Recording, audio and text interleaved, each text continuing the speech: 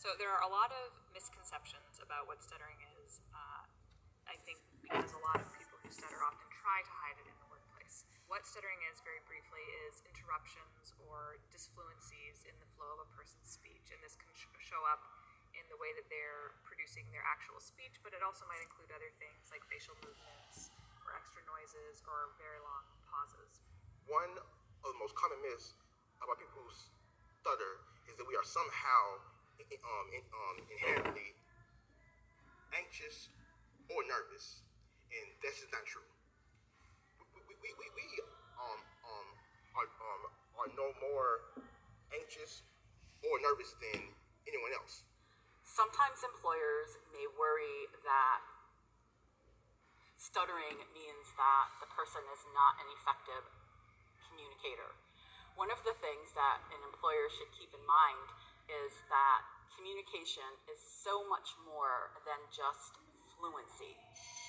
Being an effective communicator means being able to convey your message, to get your point across, to connect with the audience, and be able to clearly convey information that the listener needs. But something that's difficult for people to wrap their heads around is that stuttering is very inconsistent.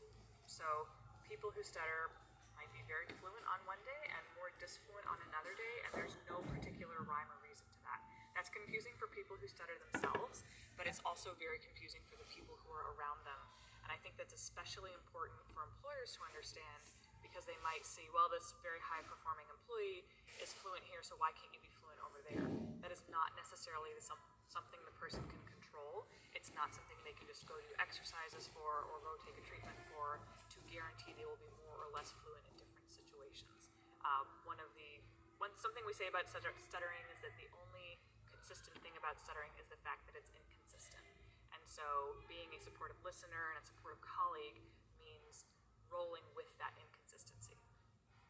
If you are considering hiring a person who stutters, the best piece of advice that I have is to not let the first impression of their speech overshadow the reasons why you are considering that potential employee in the first place. Sometimes a person who stutters may need or ask for a little extra time.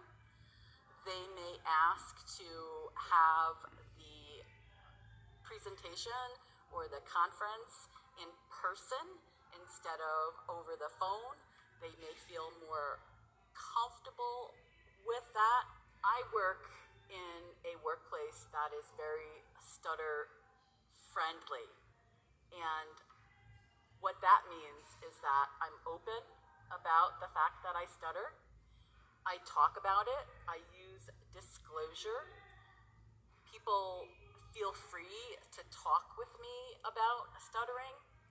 And sometimes if I'm uncomfortable doing a particular task, like I don't like to use the public address system in my high school, so sometimes a colleague will make an announcement for me, and I will do a task that they need assistance with. And that's a very supportive way to work with an employee or a colleague that stutters.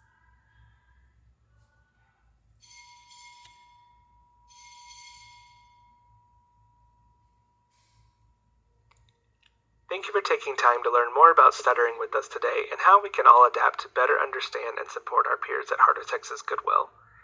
If there's anything specific you'd like to learn more about or see more training on, take advantage of the Bright Ideas link in Goodwill U under additional resources.